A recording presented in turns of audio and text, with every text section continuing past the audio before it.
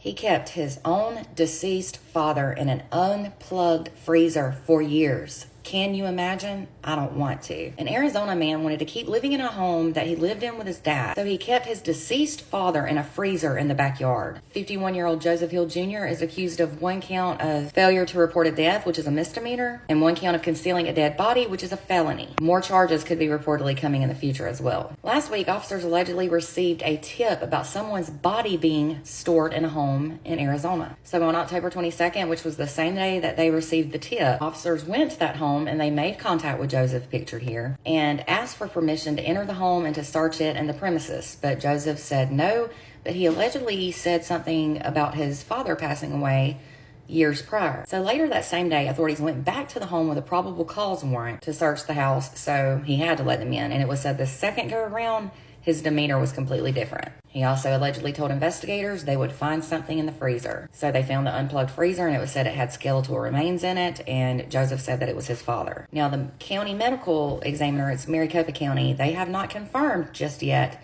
that the body did indeed belong to his dad, nor that have they said how the person passed away. And he gave a crazy story as to why he kept the remains. After he was read his Miranda rights, he allegedly said that he was with his dad at the home when his dad took his last breath over 4 years ago. The son said he quickly realized his name was not on the deed and that he might lose the property, so he never reported the death. He then said a day after his dad died, he bought a freezer to keep his dad's body from decomposing. Now, he originally planned to bury the body on a piece of land he owned in a small community called Strawberry, Arizona. That's about 100 miles from where their home was. But that plan fell through after there was a fire on the property that led to that property having no power. So the freezer and the remains went back to the backyard of the home they lived at. And there was another fire there this time. This time the fire, Joseph said, was at his dad's house, the one that they lived at, and that happened in June of 2023. And again, guess what? The freezer lost power. So he said he kept putting the freezer in the back of his truck to go bury his dad somewhere out in the desert, but he never could because there were always people out there, out where he was going to bury him, that is. So at some point it appears he gave up on the idea of burying his dad or even attempting to keep the man on ice or keep him cold. So the freezer sat in that backyard without power for the last 4 to 6 months, and I can't even imagine. Reportedly, police also found a tarp, moving blankets, a bunch of